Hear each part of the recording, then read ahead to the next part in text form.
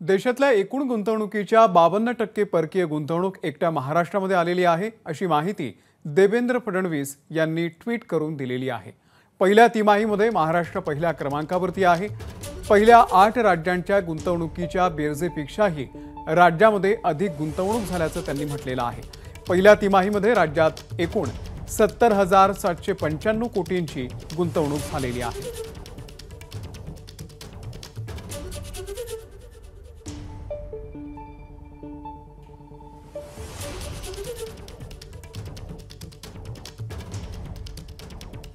अभिनंदन महाराष्ट्र, अतिशय आनंदाची बातमी। देशातील एकूण गुंतवणुकीच्या 52.46% परकीय गुंतवणूक एकट्या महाराष्ट्रात।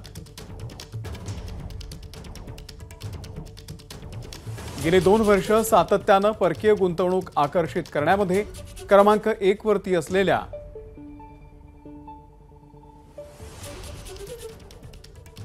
आपल्या महाराष्ट्रामध्ये 2024-2025 या आर्थिक वर्षाच्या पहिल्या तिमाहीमध्ये सर्वाधिक गुंतवणूक झाली। एप्रिल ते जून 2024 या पहिल्या तिमाहीमध्ये एकूण 70,795 कोटी रुपयांची गुंतवणूक आलेली आहे। पहिल्या 8 राज्यांच्या बेरजेपेक्षाही अधिक गुंतवणूक एकट्या महाराष्ट्रात आली आहे।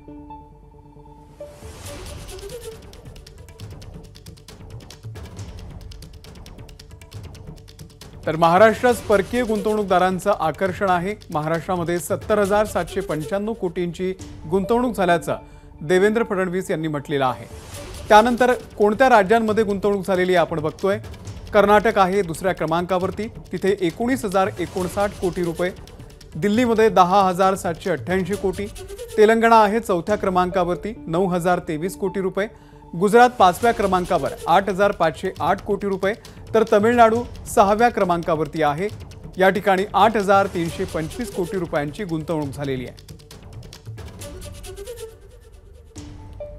तर महाराष्ट्राची परकीय गुंतवणूक आपण बघतोय 2022-2023 मध्ये 1,18,422 कोटींची झालेली होती आणि आता 2023-2024 मध्ये 1,25,101 कोटी रुपयांची गुंतवणूक झालेली होती।